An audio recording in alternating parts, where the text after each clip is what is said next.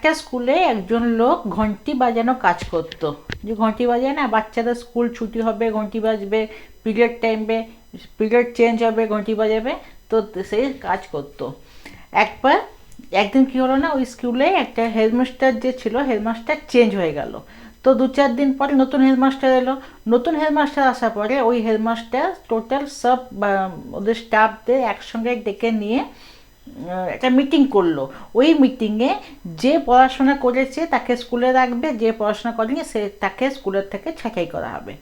এবার যে ঘন্টি বাজাবে তার পালি এলো, সবাইকে একবার করে জিজ্ঞেস করলো কত পড়াশোনা করেছে, সবাই যে যে পড়াশোনা যত করেছে বলেছে।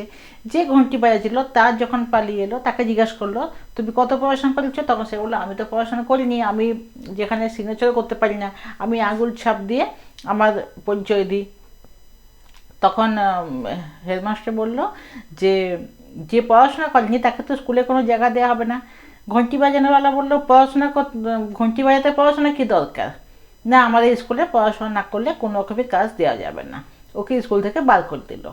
ঘরে এলো, খুব মন দুঃখ করলো, ঘরে এলো, ঘরে এসে বউকে বলল। কিছুদিন চললো, তারপরে তো ঘরের অভাব অনটন দেখা গেল। এরপর ঘরে কী করলো না, কিছু সিঙ্গারা বিক্রি করে একটা ঝুড়িতে করে সিঙ্গারা মাথায় নিয়ে সে বিক্রি করতে গেল। কিছু সিঙ্গারাতে এত ভালো লাগে লোকেদের, লোকেরা বললো যে এবার গরম গরম সিঙ্গারা করো যে সবাই খেলে আমরা খুশি হব। তো ছোট্ট একটা দোকান ওখানে রাস্তার উপরে দিয়ে সিঙ্গারা তৈরি করে বিক্রি করতে লাগলো। সিঙ্গারা আস্তে আস্তে এত ভালো চললো, এত ডিমান্ড নিল মার্কেট, যে একটা দোকান, দুটো দোকান, তিনটে, এবারে 4-4টে দোকানে সে বড় মালিক হয়ে গেল। এরপর কথা গেল মিডিয়ার কাছে, নিউজওয়ালা এলো, মিডিয়ার লোকেরা জিজ্ঞাসা করলো যে আপনি কত অবধি পড়াশোনা করেছেন, এত ভালো একটা মানে ঝুড়ি করে বিক্রি করতে করতে 4-4টে দোকানের মালিক হয়ে গেলেন, কত পড়াশোনা করেছেন।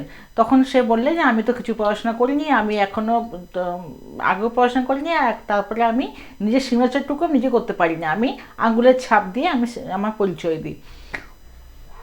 তখন সে মিডিয়াওয়ালা বলল যে যদি আপনি না পড়াশোনা করে এতটাই 4-4টে দোকানের মালিক হতে পারলেন, যদি পড়াশোনা করতেন তাহলে আপনি কোথায় থাকতেন। তখন সে বলল যে আমি যদি পড়াশোনা করতাম তাহলে আজও ওই স্কুলে ঘন্টি বাজাতাম।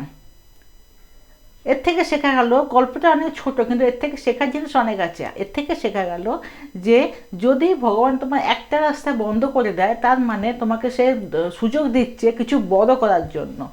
ওই জন্যে যদি কারো চাকরি যায় অথবা কেউ ঘরে বসে খুব মন দুঃখ করছে, মন দুঃখ করার কিছু নেই, পরিশ্রম করে যাও, পরিশ্রমের ফল বৃথা যাবে না। উল্টে সে আর ভগবান তোমাকে সুযোগ দিল যে একটা বন্ধ হলে আরেকটা রাস্তা খোলে, আর যেই রাস্তাটা খোলে সেটা অনেক উপরে যাওয়ার জন্য রাস্তাটা খুলে যায়। যার জন্য পরিশ্রম করো, আর পরিশ্রম ফল কখনোই বিফল যাবে না, আরও ওপরে যাওয়ার জন্য ভগবান তোমাকে এইটা করছে, এইটা ভেবে আনন্দে পরিশ্রম করো, কিন্তু মন দুঃখ হতাশ হওয়ার কোনো কারণ নেই।